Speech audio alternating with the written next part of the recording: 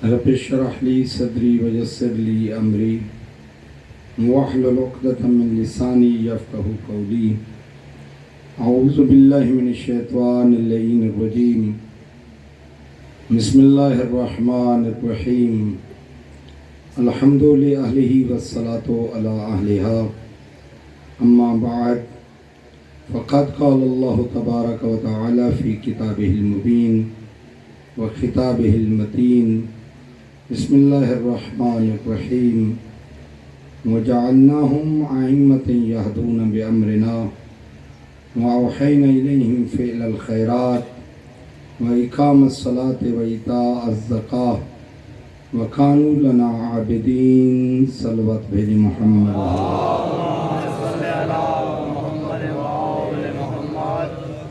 دعا ہے پروردگار عالم آپ کی اس عظیم ترین عبادت کو اپنی بارگاہ اقدس میں شرف قبولیت عطا فرمائے.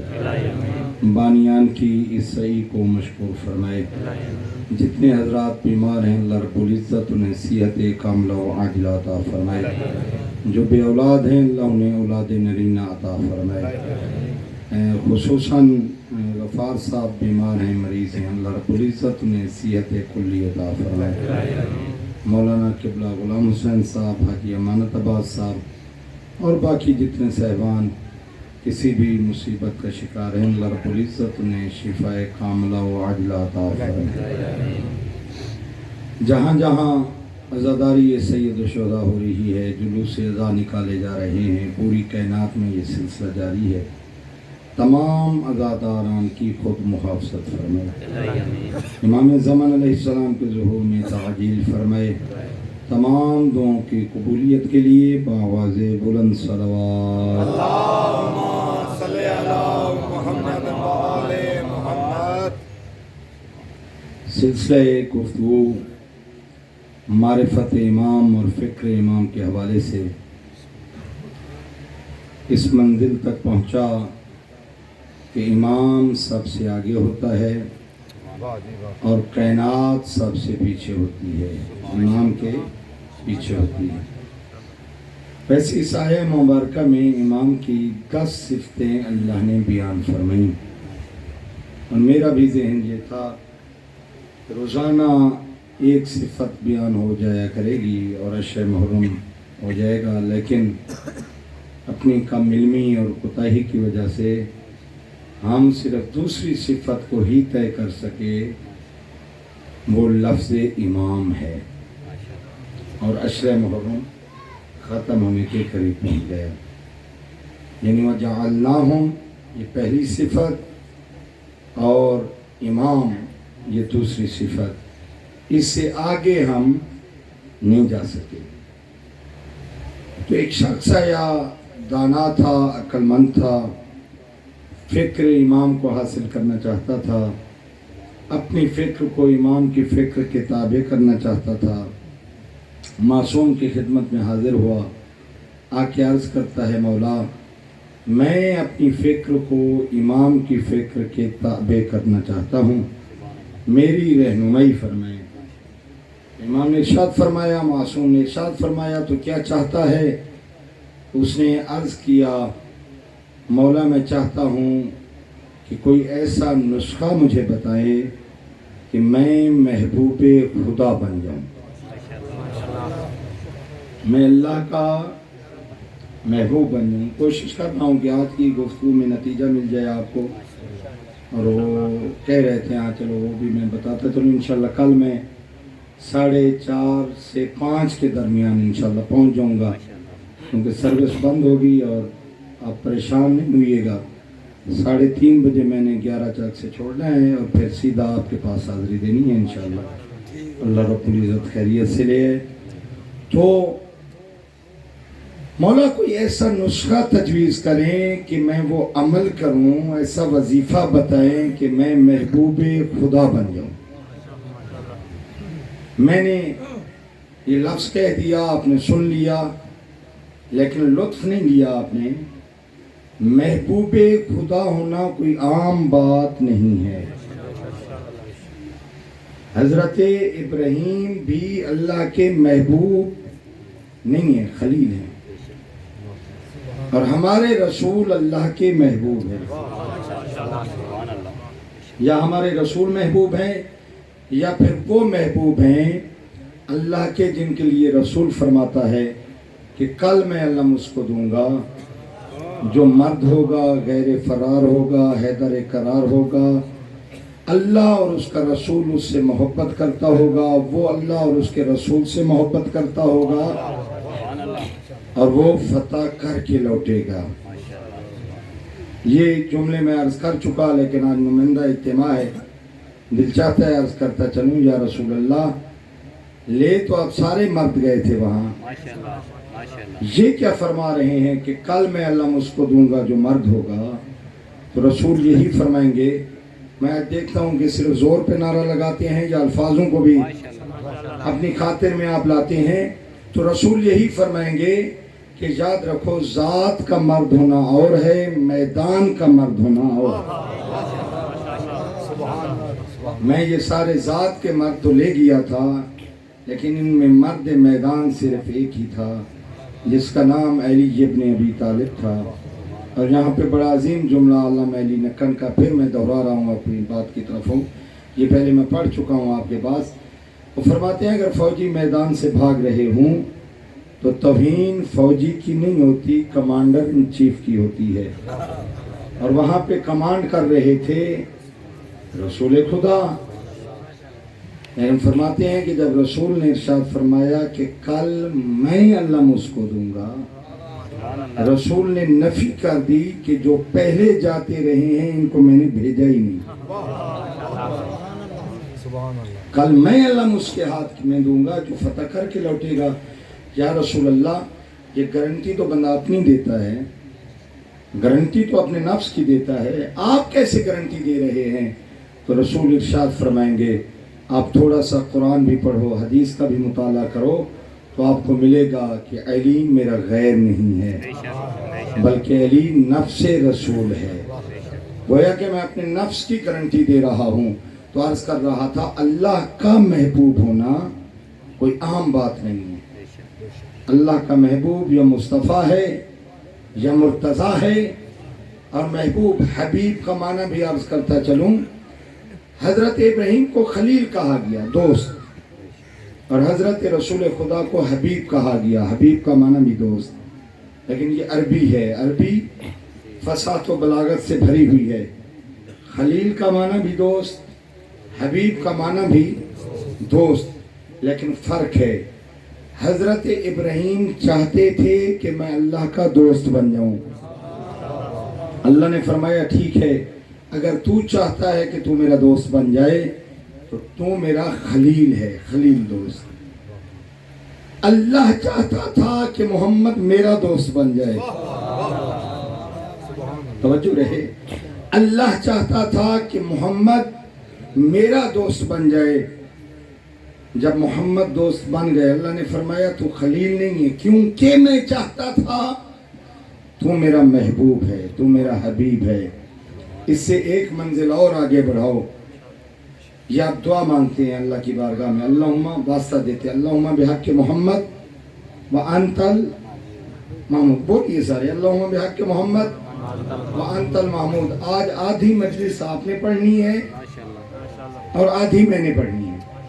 درود بھیجیے محمد و اہل بیت محمد.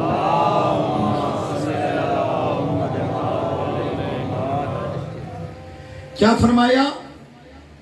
اللہم بحق محمد وانت المحمود. محمود یعنی اللہ، محمد یعنی مصطفیٰ. لیکن جب عربی کی زبان میں جاؤ گے آپ کو ملے گا محمود جس کی تعریف کی جائے، محمد جس کی بہت زیادہ تعریف کی جائے. یا اللہ یہ کیسے؟ ہم کے گناہگار تو نہیں ہو جائیں گے کہ تو نے اپنے لیے لفظ استعمال کیا محمود، رسول خدا کے لیے استعمال کیا محمد. محمود کا معنی ہے جس کی تعریف کی جائے، محمد کا معنی ہے جس کی زیادہ تعریف کی جائے. یہ تو تو نے اس کو رسول بنایا، تو نے ان کو محمد بنایا، تو نے ان کو اپنا حبیب بنایا، لیکن ہمارے ذہن کی یہ خلش دور کیسے ہوگی؟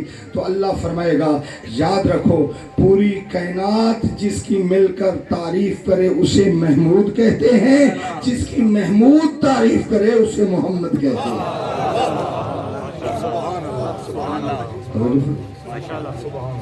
تو اللہ کا محبوب بن جاؤں، مولا مجھے ایسا نسخہ بتائیں کہ میں اللہ کا محبوب بن جاؤں۔ اور کیا چاہتا ہے؟ اس نے کہا مولا اور یہ چاہتا ہوں کہ اللہ کی مخلوق کا بھی محبوب بن جاؤں۔ اللہ نے جو یہ انسانوں کو پیدا کیا ہے، یہ انسان بھی مجھ سے محبت کرنے لگے۔ اور کیا چاہتا ہے؟ عرض کرنے لگا مولا اور یہ چاہتا ہوں کہ اللہ مجھے بہت سارا مال و دولت بھی عطا کرے۔ اچھا یہ سارے جڑے ہوئے گلاں ہیں نا، یہ سارے سارے دل دی منشا ہے۔ مجھ سمیت آپ جتنے بیٹھے ہیں، ہم تمام کے دل کی منشا بھی یہی ہے۔ وہ جو باتیں دانا کر رہا تھا اور معصوم کی بارگاہ میں کر رہا ہے کہ بہت سارا مال و دولت اللہ عطا کرے۔ معصوم نے فرمایا اور کیا چاہتا ہے؟ کہنے لگا مولا اور یہ چاہتا ہوں کہ اللہ میری زندگی کو بھی لمبا کر دے، مال و دولت جو عطا کرے گا میں اس کو استعمال بھی تو کر سکوں۔ اور کیا چاہتا ہے؟ کہنے لگا مولا اور یہ چاہتا ہوں کہ اللہ صحت بھی عطا کرے، اس لیے کہ مال جو ہوگا یہ نہ ہو ڈاکٹر روک دے، میں کھا پی بھی سکوں۔ ہم نے فرمایا اور کیا چاہتا ہے؟ کہنے لگا مولا اور یہ چاہتا ہوں کہ جب مر جاؤں، روز قیامت ہے، حساب و کتاب کے بعد اللہ مجھے جنت میں آپ کا ہمسایہ بنائے۔ ہم دوستو سارے گلاں سارے متعلق ہیں یا نہیں؟ اللہ مجھے آپ کا ہمسایہ بنائے جنت میں۔ بس یہی جملے عرض کر کے گفتگو کو تمام کرنے کی کوشش کروں گا۔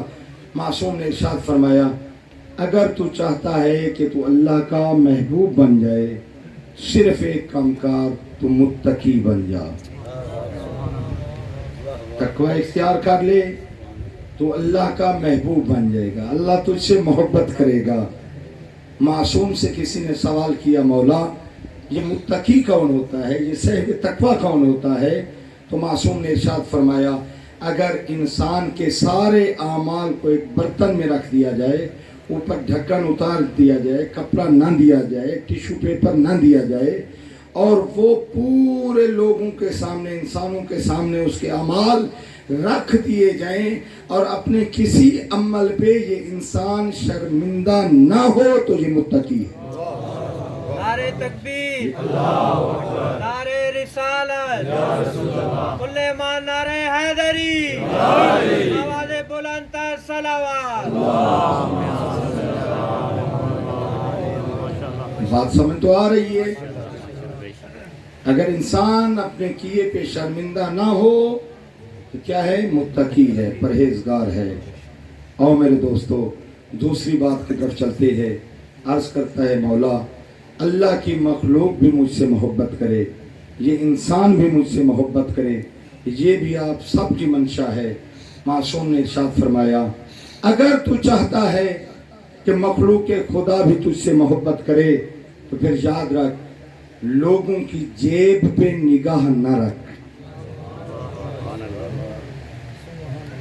لوگوں کی جیب پہ نگاہ نہ رکھ۔ میں آپ کی بات نہیں کرتا، نہ کسی کی توہین کرنا چاہتا ہوں، نہ اس کی عادت ہے۔ میں کسی دروازے پہ چلا جاتا ہوں اور اس سے کہتا ہوں جناب مجھے اتنے پیسے چاہیے، مہینے بعد پھر چلا جاتا ہوں، پھر 15 دن بعد پھر چلا جاتا ہوں، آخر وہ انسان تنگ آ جائے گا اور کہے گا مولانا جان بھی چھوڑیں، ہم سید سمجھ کے آپ کا احترام کرتے ہیں، آپ نے ہمارے دروازے کو بالکل بھول ہی نہیں پا رہے اور جان ہی نہیں چھوڑ رہے۔ اور ذرا معصوم کا جملہ دیکھو، معصوم فرماتے ہیں انسان تنگ آ جاتا ہے جب اس کے پاس بار بار جاؤ گے، لیکن اللہ کے پاس جب بار بار جاؤ گے اللہ خوش ہوتا چلا جاتا ہے۔ انسان تنگ آتا ہے اللہ خوش ہوتا چلا جاتا ہے اور فرماتا ہے کبھی کبھی آپ پریشان نہ ہوا کریں کہ آپ کی دعا قبول نہیں ہو رہی ہوتی. معصوم فرما رہے ہیں کبھی کبھی اللہ ملائکہ سے فرماتا ہے کہ یہ جو مانگ رہے ہیں نا اتنے اچھے انداز سے، اس کو مانگنے کا سلیقہ بڑا اچھا ہے، اس کا انداز بڑا نرالا ہے، اس کی دعا کو قبول کرنے میں تاخیر کرو. ملائکہ عرض کرتے ہیں یا اللہ اس کے انداز کو دیکھ، کتنا پیارے انداز سے مانگ رہا ہے، کتنا اس کی ادائیں ہیں، کتنے الفاظ، خوبصورت الفاظ کا چناؤ کرتا ہے. اللہ فرماتا ہے اسی لیے تو کہہ رہا ہوں کہ اس کی دعا کو قبول کرنے میں تاخیر کرو، میں اسی انداز کو دیکھنا چاہتا ہوں. یہی انداز تو مجھے اس کا پسند آ گیا ہے. اگر میں نے فوراً عطا کر دیا تو یہ مانگنا چھوڑ دے گا. میں اس کے انداز کو دیکھنا چاہتا ہوں، اس کے سلیقے کو دیکھنا چاہتا ہوں. پریشان نہ ہوا کریں. اور ذرا دیکھو راوی ہے، راوی کہتے ہیں میں آدھی رات کے وقت خانہ کعبہ میں گیا، جا کے دیکھا رات کا سناٹا تھا، رات کی تاریکی چھا چکی تھی، ستارے آسمان پہ طلوع کر چکے تھے. توجہ رہے، ستارے آسمان پہ طلوع کر چکے تھے، کوئی بھی کعبہ کے نزدیک نہیں تھا، صرف ایک جوان تھا جس کا چہرہ 14ویں کے چاند کی مانند چمک رہا تھا. میں نے دیکھا اس جوان نے رکن یمانی کے ساتھ کھڑے ہو کر غلاف کعبہ کو پکڑا ہوا ہے اور عرض کر رہا ہے پروردگار سونے والے سو گئے، رات کی تاریکی چھا گئی، آسمان پہ ستارے طلوع ہو چکے، بادشاہوں نے اپنے دروازے بند کر دیے. میری طرف توجہ رکھیں، میری طرف توجہ رکھیں. بادشاہوں نے اپنے دروازے بند کر دیے، اپنے دروازوں پہ پہرے داروں کو بٹھا دیا، گن مین بٹھا دیے. کسی کو مانگنے کی اجازت نہیں، کسی کو بادشاہوں کے دربار میں جانے کی اجازت نہیں. لیکن جو واحد دروازہ ہے وہ تیرا دروازہ ہے، جو انسان کے لیے رات دن کھلا ہوا ہے اور اس انداز میں کھلا ہوا ہے کہ یہاں پہ منگتے کے مانگنے کی دیر ہے، تیرے عطا کرنے میں دیر نہیں.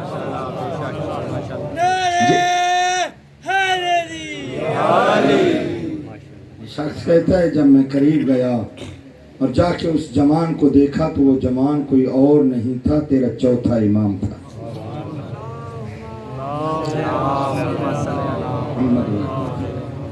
وہ تیرا اور میرا چوتھا امام تھا.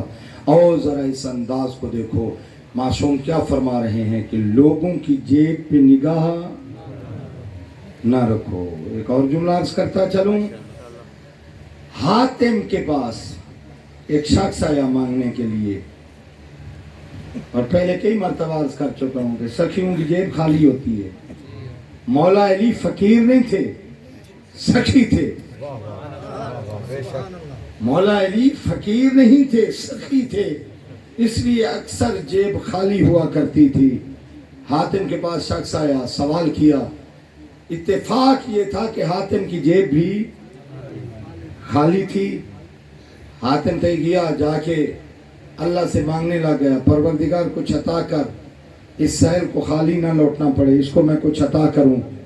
سائل اس کی اس التجا کو دیکھ رہا تھا. جس طریقے سے بھی اللہ نے حاتم کو عطا کیا، حاتم لے کے آیا، سائل کو دینے لگا. سائل نے کہا میں نے تجھ سے نہیں لینا. حاتم دیکھ کے کہتا ہے ابھی تو سوالی بن کے آیا ہے، بڑی مشکل سے میں تیرے لیے لے کے آیا ہوں اور تو انکار کر رہا ہے کہ لینے ہی نہیں. یہ شخص دیکھ کے کہتا ہے میں لیتا اس لیے نہیں کہ میں بھولا ہوا تھا کہ تم بھی کسی سے مانگ کے دیتا ہے. تم بھی کسی سے مانگ کے دیتا ہے، میں اسی سے کیوں نہ مانگوں جس سے تم مانگتا ہے. نعرہ تکبیر، نعرہ رسالت، نعرہ حیدری، آواز بلند تر صلوات. میں اسی سے کیوں نہ مانگوں جس سے تو مانگ رہا ہے. استاد العلماء قبلہ سید محمد یار شاہ صاحب ایک جملہ کہا کرتے تھے، عرض کرتا چلوں. یہ مولانا صاحبان تو بہتر جانتے ہوں گے ان کو، اور بزرگان نے بھی ان کو سنا ہوگا یقیناً. وہ فرماتے تھے اشیا اس سے مانگ جس سے تیرا پیر علی مانگتا ہے. وہ غیروں کے در پہ کیوں جاتا ہے؟ تو لوگوں کی جیب پہ نگاہ کیوں رکھتا ہے؟ اس سے مانگ کر دے جس سے علی مانگتا ہے. علی ولی جس سے مانگ رہا ہے، جب تم بھی اس سے مانگے گا تو وہ مالک تجھے خالی نہیں لوٹائے گا. اور دوستو، اس کی تیسری خواہش کیا تھی کہ پروردگار مجھے اتنا مال و دولت عطا کرے کہ مجھ سے سنبھالا نہ جائے. معصوم نے ارشاد فرمایا اپنے مال سے واجبات کو ادا کیا کر، زکوٰۃ نکالا کر، خمس دیا کر، اللہ تیرے رزق میں برکت ڈال دے گا. یہ ہمارا الٹ کنسپٹ ہے نا کہ اگر ہم واجبات ادا کریں گے تو کیا ہوگا؟ مال کم ہو جائے گا. معصوم فرماتے ہیں نہیں، کم نہیں ہوگا، اس رزق میں اللہ برکت ڈالے گا. پھر آپ خرچ کرتے کرتے کرتے تھک جائیں گے، مال ختم نہیں ہوگا، وہ دراز پیسوں والی بھری رہے گی. اور ذرا اس سے آگے بڑھو بالکل اختصار کے ساتھ، کیونکہ آپ حضرات نے ماتم کے لیے بھی جانا ہوگا، وہ بھی عبادت. عرض کرتا ہے مولا اللہ مجھے لمبی زندگی دے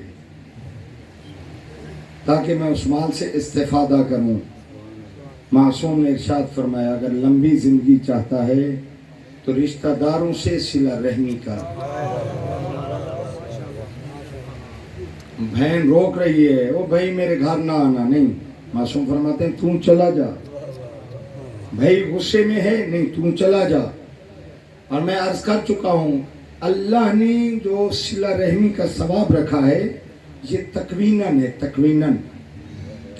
تکویناً معصوم اس چیز کو فرما رہے ہیں کہ اللہ نے فرما دیا نا کہ 30 سال عمر بڑھے گی.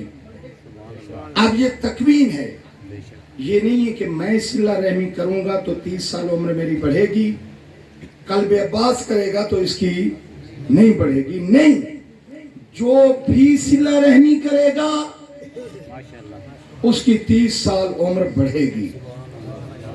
یہ تکوینی بات ہے، عالم تکوین ہے. یہیں پہ چھٹے امام کا فرمان ہے، مجھ پہ ناراض نہ ہونا، امام کا فرمان ہے صلی اللہ علیہ وسلم. اور نہ میں یہ کسی کو سنا رہا ہوں، مجھے نہیں پتا کس کے جھگڑے ہیں، کس کی سلو ہے. چھٹے امام کا فرمان ہے. امام فرماتے ہیں جو آپس میں رشتہ دار لڑے ہوئے ہیں دونوں پر اللہ کی لعنت ہوتی ہے. لعنت بے شمار رکھنا تو سارا ویسے ہی ہوئے کہ دونوں پر اللہ کی لعنت ہوتی ہے. سائل سن رہا تھا، چاہنے والا سوال کیا. سوال ہمارے مزاج کے مطابق ہے. عرض کرتا ہے مولا وہ جو دو رشتہ دار لڑے ہوئے ہیں ان میں سے ایک حق پر ہوگا، ایک غلط ہوگا، باطل پہ ہوگا. وہ جو دو لڑے ہوئے ہیں ایک ظالم ہوگا دوسرا مظلوم ہوگا.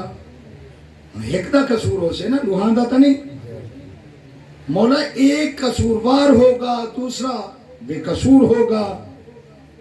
امام نے سمجھائی بات. امام نے فرمایا وہ جو قصوروار ہے نا ظالم ہے، باطل پہ ہے، اس پر تو ویسے ہی اللہ کی لعنت.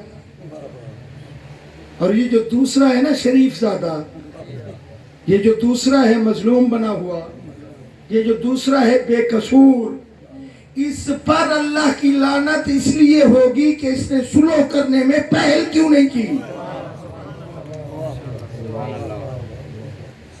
اس لیے صلح کرنے میں پہل کیوں نہیں کی. یہ مظلوم ہی لگا جاوے نا انہیں، یہ بے قصور ہی لگا جاوے نا انہیں. معصوم فرما رہے ہیں یہ جو حق پہ ہے یہی چلا جائے، جا کے بولے ان سے، صلہ رحمی کرے. یہاں پہ معصوم کا عظیم جملہ. معصوم فرماتے ہیں جب یہ جائے گا اور بولے گا نا 30 سال عمر اس کی بڑھے گی، اس کی نہیں بڑھے گی. یہ جو صلح میں پہل کر رہا ہے اس کی عمر بڑھے گی. لیکن آؤ میرے دوستو ذرا دیکھو، جب بات آگے بڑھی عرض کرتا ہے مولا کوئی ایسا نسخہ بتائیں کہ اللہ صحت بھی دے، بیمار نہ ہو، صحت تندرستی ہو، اللہ کی عطا کردہ جتنی نعمتیں ہیں ان سے استفادہ کریں. امام نے ارشاد فرمایا روزانہ جب اٹھتے ہو نا نماز فجر کے بعد صدقہ دے دیا کر. کیا کر؟ صدقہ دے دیا کر. یہ فجر کا صدقہ معصوم فرما رہے ہیں. فجر کا صدقہ تجھے پورا دن محفوظ رکھے گا. ضروری نہیں ہو 500 دو، 5 روپے دے دو، 10 روپے دے دو، جتنا آپ کی حیثیت ہے صدقہ دیا پورا دن. وہ صدقے کی وجہ سے اللہ آپ کو محفوظ رکھے گا، محفوظ رکھے گا. پھر عرض کر رہا ہوں محفوظ رکھے گا. یہیں پہ ایک واقعہ سنا کے بات کو ختم کروں. آیت اللہ محسن کراتی وہ المقدسہ میں درس اخلاق کے بہت بڑے استاد ہیں. درس تفسیر بھی دیتے ہیں، تفسیر قرآن، اور درس اخلاق بھی دیتے ہیں، درس خارج بھی پڑھاتے ہیں. وہ ایک جملہ ایک واقعہ نقل کر رہے تھے اور انہوں نے اپنی کتاب میں بھی لکھا. وہ فرماتے ہیں ایک جہاز آیا تہران ایئرپورٹ پہ، اس نے لینڈ کرنا تھا. اس جہاز میں ایک عالم دین بھی سفر کر رہا تھا جو اپنی نشست پہ بیٹھا تھا. جب جہاز آیا ایئرپورٹ کا چکر لگایا، پائلٹ نے اعلان کیا کہ جناب جہاز کے ویل نہیں کھل رہے، اس میں جتنا فیول ہے، ایندھن ہے، پیٹرول ہے، یہ اوپر پرواز کرتا رہے گا. جب یہ فیول ختم ہوگا جہاز کرش کر جائے گا. لہذا میں آپ کو بتا رہا ہوں جس نے استغفار کرنی ہے کر لے، کوئی دعا کرنی ہے کر لے، کوئی چیز پڑھنی آندی وے پڑھ لو. زندگی تہاڈی اینڈ پہ ہوندی ہے. اسے دلیر بھی ہن بندے تے زندگی نال پیار کرن والے بھی ہن. کسے چیخا مار کے رونا شروع کر دیتا، کسے استغفار، کسے دعاواں پناواں پروردگار آج تک بچا لے. لیکن وہ کہتے ہیں وہ جو بیٹھا تھا نا ایک وہ عالم دین، وہ اب چپ کر کے نا ایسے بیٹھا ہے اپنی کرسی پہ جناب نشست. ایک فطرتی گل ہے کہ باقی بندے پریشان ہوں اور ساتھ والا مطمئن بیٹھا ہو تو چڑ نہیں چڑھتی ہے، انہیں غصہ چڑھتا ہے. وہ جو ساتھی بیٹھا تھا نا اس نے عالم دین کا وہ شانہ ہلایا اور کہا قبلہ تو سب ڈورے تو نہیں بے. انہوں نے کہا کیسے؟ کہنے لگا پورا جہاز رو رہا ہے، سارے مسافر گریہ کر رہے ہیں، دعائیں کر رہے ہیں، اور آپ بالکل آرام سے مطمئن ہو کے بیٹھے ہیں. عالم دین نے فرمایا یہ بتا، میں نے سنا تو ہے کہ ویل نہیں کھل رہے، ایک بات مجھے بتا کہ میرے رونے سے ویل کھل جائیں گے؟ میں بھی پھٹن لگ پاؤں، جہاز کے ویل کھل جائیں گے؟ کہنے لگا نہیں. عالم دین نے کہا پھر رونا، یہ چیخنا، یہ جو تم نے کام شروع کیا ہوا ہے یہ کیا ہے؟ مطمئن بیٹھا ہے. اب وہ شخص پوچھتا ہے، توجہ رہے، اب وہ شخص پوچھتا ہے کہ قبلہ مطمئن کیوں ہیں؟ وجہ کیا ہے؟ آپ مطمئن کیوں ہیں؟ عالم دین دیکھ کے فرماتے ہیں کہ جو معصوم نے کام بتائے ہیں کہ سفر شروع کرنے سے پہلے یہ کام کرو، میں وہ کام کر کے جہاز میں بیٹھا ہوں. توجہ فرمیندے پہ ہو نا؟ میں وہ سارے کام، وہ معصومین کے احکامات پہ عمل کر کے جہاز میں آیا ہوں. معصوم نے فرمایا سورہ الحمد پڑھ کے سفر شروع کرو، میں نے پڑھی. معصوم نے فرمایا آیت الکرسی پڑھ کے سفر شروع کرو، میں نے پڑھی. معصوم نے فرمایا سورہ قل هو اللہ احد پڑھ کے سفر شروع کرو، میں نے پڑھی. معصوم نے فرمایا صدقہ دے کر سفر شروع کرو، میں نے صدقہ دیا. جب میں معصوم کے احکامات پر عمل پیرا ہو کر سفر شروع کر رہا ہوں تو اب میرے پریشان ہونے کا فائدہ اب معصوم جانے اور جہاز جانے. جو تو ہے جب میں نے اپنی فکر کو معصوم کی فکر کے تابع کیا ہے، میں نے جو معرفت امام حاصل کی تھی اس پہ عمل کیا ہے، تو پھر معصوم جانے اور جہاز جانے. یہ جملے کہنے تھے کہ پائلٹ نے اعلان کیا جی مبارک ہو ویل کھل گئے. جہاز اترا، لینڈ کیا، سارے مسافر اس عالم دین کے ارد گرد. ایئرپورٹ کا عملہ عالم دین کے ارد گرد کہ جناب آپ کے اطمینان کا عالم کمال ہے، اتنا اطمینان یہ کہاں سے آیا؟ چلو آپ تو صدقہ دے کر آئے تھے، یہ باقیوں کی تو فکر کرنی چاہیے تھی، یہ بیچارے تو ایسے بیٹھے تھے۔ عالم دین نے فرمایا تمہیں کیا معلوم، ایک آدمی کا دیا ہوا صدقہ پورے جہاز کو بچا لیتا ہے، تمام مسافروں کو بچا لیتا ہے۔ میرے دوستو آؤ، صدقہ صرف بیماری نہیں، مصیبت نہیں، بلکہ اس حد تک کہا گیا کہ صدقہ موت کو بھی ٹال دیتا ہے۔ موت اگر قریب آ چکی ہے اور صدقہ دے دیا ہے، صدقہ موت کو بھی ٹال دیتا ہے۔ میں نے اس دن عرض کیا تھا یہ جملہ، پھر عرض کرتا چلوں، جو نہیں سن سکے وہ سن لیں۔ یہ ہمارا جب کوئی فوت ہوتا ہے نا، رشتہ دار، کوئی ہمسایہ، کوئی قریبی، جنازہ پڑھانے کے بعد ہم پیچھے سے اعلان کرواتے ہیں جی نماز واشت قبر 2 رکعت پڑھ چھوڑیا ہے۔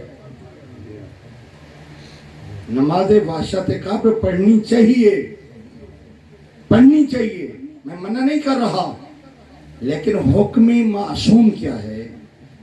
معصوم فرماتے ہیں جب کوئی آپ کا رشتہ دار، کوئی قریبی عزیز فوت ہوتا ہے تو پہلی رات اس کے لیے صدقہ دو۔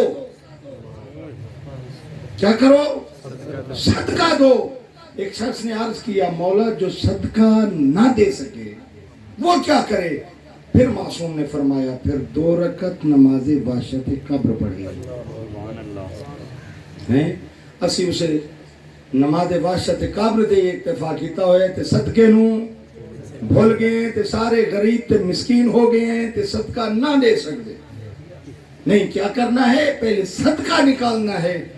دونوں کام کرو تو سونے پہ سہاگا ہے، صدقہ بھی دو اور نماز واشت قبر بھی پڑھو۔ اور میرے دوستو ذرا دیکھو، حضرت عیسیٰ علیہ السلام اپنے حواریوں کے ساتھ جا رہے ہیں، ایک گھر کے قریب سے گزرے، وہاں پہ خوشی کا سما تھا، شادی ہو رہی تھی۔ حضرت عیسیٰ نے فرمایا کل اس گھر میں ماتم ہوگا۔ جب کل واپس پلٹے دیکھا وہی خوشی ہے، وہی خوشی کا سما ہے، وہی شادی ہے۔ آئے اس دروازے پہ اپنے حواریوں کو لے کر اور آ کے فرماتے ہیں میں ملنا چاہتا ہوں اندر گھر والوں کو۔ اندر آئے، اللہ کی رحمت آ گئی، اللہ کے نبی آ گئے، آ کر اس کمرے میں گئے جس کمرے میں دلہن بیٹھی تھی، جا کے فرماتے ہیں اپنے بستر سے نیچے اترو، چادر کو ہٹاؤ۔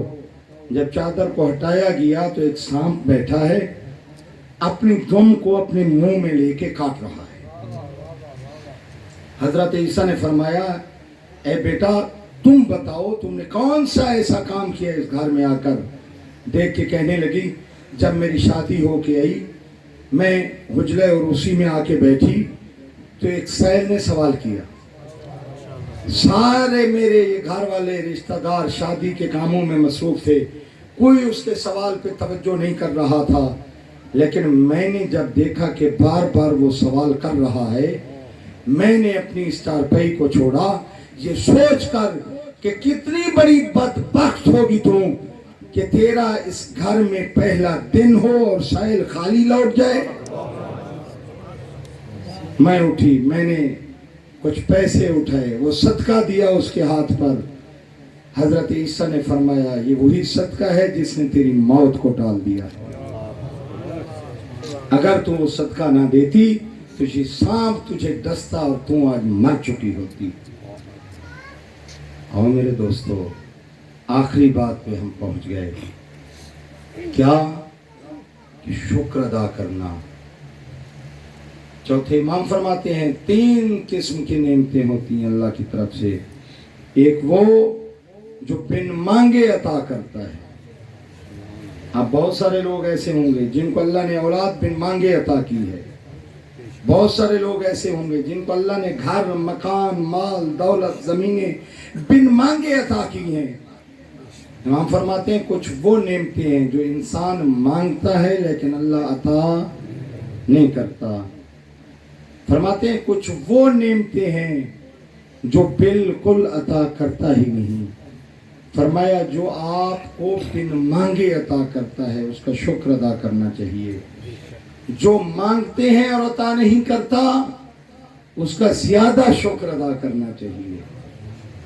आपने मांगी और अता नहीं हुई, ज्यादा शुक्र अदा करो, इसलिए कि उस नेमतों का बदला आपको अल्लाह जन्नत में देने वाला है, जन्नत में जजा देने वाला है। यही वजह है कि इमाम ने फरमाया, हजरत मूसा ने अर्ज किया, परवरदिगार मैं देखना चाहता हूँ जन्नत में मेरा हमसाया कौन होगा। अल्लाह ने फरमाया फला मोहल्ले में चला जा, उसमें वहाँ गली में एक कमरा है, उसमें मेरी एक सच्ची कनीज पड़ी हुई है, वो जन्नत में तेरी हम नशी होगी, वो तेरी हमसई होगी। हजरत मूसा अलैहिस्सलाम ने आकर क्या देखा कि एक मस्तूर पड़ी हुई है, जिसकी आंखें नहीं हैं, जिसके हाथ नहीं हैं, जिसके पाँव नहीं हैं, आके सलाम करते हैं, अस्सलामु अलैक या आमतल्लाह, ऐ अल्लाह की कनीज मूसा नबी का तुझ पर सलाम हो। अपना नाम नहीं लिया था, ऐ अल्लाह की कनीज मेरा आप पे सलाम हो। उसकी आंखें नहीं थी, वो आगे सलाम का जवाब कैसे देती है, कहती है व अलैका सलाम या मूसा कलीमुल्लाह, ऐ अल्लाह के नबी, ऐ अल्लाह के मूसा, ऐ अल्लाह के कलीम मेरा आप पे सलाम हो। हजरत मूसा ने पहला सवाल किया कि ये बता तेरी आंखें तो नहीं हैं, तूने मुझे पहचाना कैसे। वो औरत देख के कहती है, ऐ अल्लाह के कलीम नबी, जिस अल्लाह ने तुझे मेरे घर का पता दिया है उस अल्लाह ने मुझे भी बता दिया कि ऐ कनीज तैयार हो जा, मेरा कलीम नबी तेरी जियारत के लिए आ रहा, मेरा कलीम नबी तेरी जियारत के लिए आ रहा है। हजरत मूसा फरमाते हैं कि इस औरत की जुबान से शुक्र खुदा जारी था। मैंने पूछा कि ऐ मस्तूर तेरी आंखें तो है नहीं, तो शुक्र किस बात का कर रही है। कहने लगी, ऐ हजरत मूसा इसी बात का शुक्र अदा कर रही हूँ कि उसने आंखें नहीं दी। इस मंजिल कमाल पे पहुंचे तो देखो, इसी बात का शुक्र अदा कर रही हूँ कि उस अल्लाह ने मुझे आंखें नहीं दी, इसलिए कि अगर आंखें दे देता तो हो सकता है किसी ना महरम पे निगाह जा पड़ती। मैं आंखों के गुनाहों से बच गई हूँ, मेरे हाथ नहीं है, इसी बात का तो अल्लाह का शुक्र अदा कर रही हूँ। हो सकता है वो हाथ दे देता, इन हाथों से जुल्म हो जाता किसी पर। मेरे पाँव नहीं, इसी बात का तो शुक्र अदा कर रही हूँ मालिक का कि परवरदिगार तेरा शुक्र है तूने मुझे पाँव नहीं दिए। अगर पाँव दे देता हो सकता है मैं उन कदमों से चल के किसी गुनाह की तरफ चली जाती। मेरे मोहतरम, चौथे इमाम फरमा रहे हैं कि जो नेमतें मांगो और अल्लाह ना दे उनका ज्यादा शुक्र अदा करो, इसलिए कि उसका बदला आपको जन्नत में मिलने वाला है। और जन्नत में सबसे बड़ा जो बदला और जजा खालिक देगा मौला के चाहने वालों को, उसमें मासूमीन की मुतवातिर रिवायात मौजूद हैं कि वो बदला ये होगा कि आप जन्नत में पंजतन के हमसाए बनेंगे। और ये जो आखिरी जुमला था ना, उसका आखिरी जुमले पे आ गया कि मौला कोई ऐसा नुस्खा बताए कि जन्नत में अल्लाह मुझे आपका हमसाया बनाए। मैं कहा करता हूँ जन्नत में किसी कोने में जगह मिल जाए ये कमाल नहीं है, वो तो आपको मिलेगी। आप अज़ादार हैं, मातमी हैं, मौला के चाहने वाले हैं, लेकिन एक कोने में पड़े रहें मज़ा तो नहीं आएगा। मज़ा तब आएगा जब पंजतन पाक के दीदार में बैठे, जब 14 के दीदार में बैठे। हमारी पस से पर्दा में बैठी हुई मस्तूरात जनाब सैयदा का दीदार कर रही हूँ, हम 12 इमामों का दीदार कर रहे हूँ, ये मस्तूरात अली की बेटियों का दीदार कर रही हूँ। इमाम ने फरमाया, मासूम ने फरमाया, अगर तू चाहता है कि जन्नत में अल्लाह तुझे मेरा हमसाया बनाए तो सिर्फ एक काम कर, अपने सजदों को लंबा कर दे। जो सजदे तू देता है ना अल्लाह की बारगाह में, उनको लंबा कर, ज्यादा तस्बीह अदा किया कर। मैं मासूम वादा करता हूँ जन्नत में अल्लाह तुझे मेरा हमसाया बनाएगा। और अज़ादारों में जुमला कहा करता हूँ, कोई और सजदों को लंबा करे ना करे, वो कैसे नहीं करेंगे कि जिनके इमाम का सजदा शाम गरीबा को शुरू हुआ, नमाज फजर तक जारी रहा, और फरमा रहे हैं सिद्कन सिद्का शुक्रन शुक्रा, परवरदिगार तेरी ज़ात का शुक्र है, परवरदिगार तेरी ज़ात का लाख लाख शुक्र है कि तूने हमें सुरखरू किया, हमारी कुर्बानियों को कबूल किया।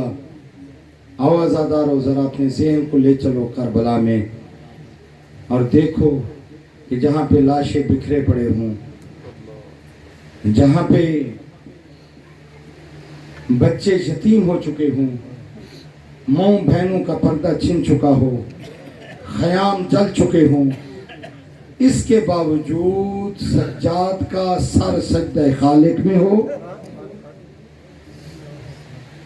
और रिवायात में मिलता है कि मगरिबैन की नमाज पढ़ने के बाद इस बीमार इमाम ने सर सजदे खालिक में रखा, नमाज फजर तक सजदे में रहे। ये रिवायात मौजूद है। और मैं कहा करता हूँ कैसे तेरे सजदे लंबे ना हों। ये मेरे उस्ताद मोहतरम का जुमला है। वो फरमाते हैं ज़ईफ से ज़ईफ रिवायत नहीं मिलती कि सादात के इस कैदी काफिले की नमाज शब कज़ा हुई हो। करबला से लेकर कूफा, कूफा से लेकर शाम तक नमाज शब भी इनकी कज़ा नहीं हुई। फिर वो फरमाते हैं कि नमाज पढ़ने के लिए वज़ू की ज़रूरत होती है, वज़ू करने के लिए पानी की ज़रूरत होती है। पानी तो इनको पीने के लिए भी बड़ी कम मिक़दार में दिया जाता था। वज़ू कैसे करें? फरमाते हैं चलो वज़ू को छोड़ो, अगर वज़ू ना कर सके बंदा तो तयम्मुम कर ले। तयम्मुम करने के लिए मिट्टी की ज़रूरत, लेकिन मिट्टी कहाँ से लें? ये तो ऊँट की पुश्त पे सवार हैं। फिर फरमाते हैं कि चलो ऊँट के जो बाल है उन पे जो गर्द आती होगी उस पे हाथ मार के तयम्मुम कर लेती होंगी बीबियाँ। वो फरमाते हैं जरा अपने ज़हन में तसव्वुर लाओ कि तयम्मुम करने के लिए हाथों का खुला होना जरूरी है। अजरकुमुल्लाह। बस दो जुमले मैंने यही अर्ज करने हैं। हाथों का खुला होना जरूरी तयम्मुम करने के लिए। इन बीबियों के हाथ तो पास से गर्दन बंधे हुए थे, ये तो अपने बच्चों को भी नहीं संभाल सकती थी। यही वजह है कि इस सफर शाम में बच्चे गिर जाते थे, शहीद हो जाते थे। किसी की कब्र कहाँ है, किसी का रोज़ा कहाँ है। ये वही सफर था इन बीबियों का कि इतनी मजबूर थी कि अपने बच्चों को भी ना संभाल सकी। लेकिन आओ आज़ादारो, ये शब आशूर आ रही है। आपने शब आशूर गिरिया और मातम करना है, आपने मातम की इबादत करनी है, आपने हल्के बनाने हैं। लेकिन इतना अर्ज करूँगा, ऐ सबीलें लगाने वालों, ऐ ठंडे पानी पिलाने वालों, ऐ दूध तकसीम करने वालों, तेरा इमाम ये फरमा रहा है कि ऐ लोगों, ऐ ये सबीलें चलाने वालों, काश तुम उस वक्त होते और देखते जब मैं एक घूंट पानी का सवाल कर रहा था। जब भी ठंडा पानी पीना तो मेरी प्यास को याद करना, जब भी छांव पे बैठना तो करबला की गर्मी को याद करना। आज़ादारो, शब आशूर के दो जुमले अर्ज करता चलो। नाफे बिन हिलाल रावी है, कहते हैं कि मैंने देखा कि इमाम अपनी तलवार लेकर आगे चले गए, मैदान की तरफ चले गए। जब मैं पीछे गया तो क्या देखा कि इमाम झाड़ियों को काट रहे हैं। मैंने कहा मौला मुझे दे, मैं इन झाड़ियों को काटता हूँ। इमाम ने फरमाया नहीं, ये काम मैं खुद करूँगा। और झाड़ियों को इसलिए काट रहा हूँ कि कल हमारे ख़याम को जब आग लगेगी तो हमारे यतीम बच्चे इस सहरा में दौड़ते हुए नजर आएंगे। मैं चाह रहा हूँ कि इन कांटों को हटा दूँ ताकि यतीमों को कांटे न चुभे। आज़ादारो, मैं कहूँगा मौला आप तो उन कांटों का इतना ख्याल कर रहे हैं, लेकिन हमें रिवायत मिलती है कि दो बच्चियां पड़ी हुई थी, जब बीबी ने उनको उठाया तो इन्ना लिल्लाहि व इन्ना इलैहि राजिऊन। क्या देखा कि उन बच्चों की पुश्त पे घोड़ों की टापों के निशान थे। उन बच्चों पे इतना जुल्म किया गया। बस आज़ादारो, इमाम چلے اور بتاتے چلے گئے نافع یہ جگہ دیکھی ہے یہاں پہ میرے اکبر کے سینے میں برچھی لگے گی, یہ وہ جگہ ہے جہاں قاسم اترے گا, یہ وہ جگہ ہے جہاں میرے عباس کے بازو کٹیں گے, یہ وہ جگہ ہے جہاں اون و محمد گریں گے. بس ایک مرتبہ نافع کہتا ہے جب میں آگے بڑھا تو مجھے کسی مستور کے رونے کی آواز آئی گی. بس ازادارو آخری جملہ, مجھ میں طاقت نہیں کہ میں زیادہ پڑھ سکوں, کسی مستور کے کسی بی بی کے رونے کی آواز آئی تو امام نے فرمایا نافع تم رک جاؤ. میں نے کہا مولا کیوں, میں کیوں رک جاؤں؟ تو امام نے فرمایا نافع مدینے کو چھوڑ کے میری ماں زہرا آ گئی ہے تو میری مقتل گاہ کو صاف کر رہی ہے.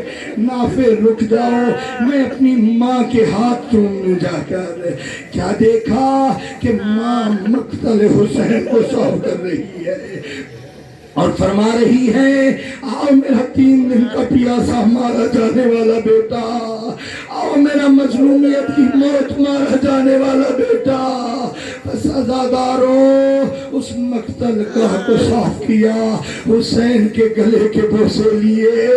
اور یہی وجہ ہے علماء فرماتے ہیں کہ جب ظالم گلوئے حسین کی بے حرمتی کر رہا تھا تو فرما رہی تھی زینب کبریٰ سر پہ قرآن رکھ کر کہ ظالم حیا کر, یہ وہ جگہ ہے جہاں پہ اللہ کا رسول بوسے دیتا تھا, رسول کی بیٹی بوسے دیتا.